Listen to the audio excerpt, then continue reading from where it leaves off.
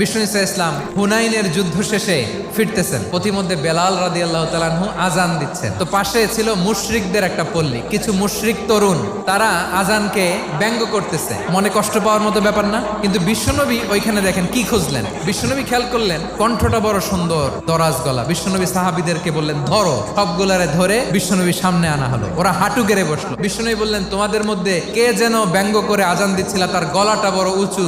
আবু মাহজুরা বলে আমার বন্ধুরা সবাই আমার দিকে আঙ্গুল দেখায়। আবু মাহজুরার মাথায় হাত দিয়ে বললেন এবার আজান দাও দেখি। আবু মাহজুরা বলে আমি তো আজান দিতে জানি না। বিশ্বনবী বললেন তাহলে আসো আমি তোমারে শিখাই দেই। বিশ্বনবী একটা বাক্য পরে, আবু মাহজুরা পরে, বিশ্বনবী পরে, আবু মাহজুরা পরে। আবু মাহজুরা বলে এক একটা বাক্য পড়ি আমার কলিজাটা গলে ঠান্ডা হয়ে যায়। বিশ্বনবীর সাথে দাঁড়িয়ে উনি শাহাদা পড়ে মুসলমান হয়ে গেলেন। বিষ্ণু ইসা ইসলাম বললেন যাও আবু মাহজুরা, আমি তোমাকে পৃথিবীর শ্রেষ্ঠতম মসজিদ মক্কার মসজিদুল হারামের মুয়াজ্জিন হিসেবে অ্যাপয়েন্ট করে দিলাম।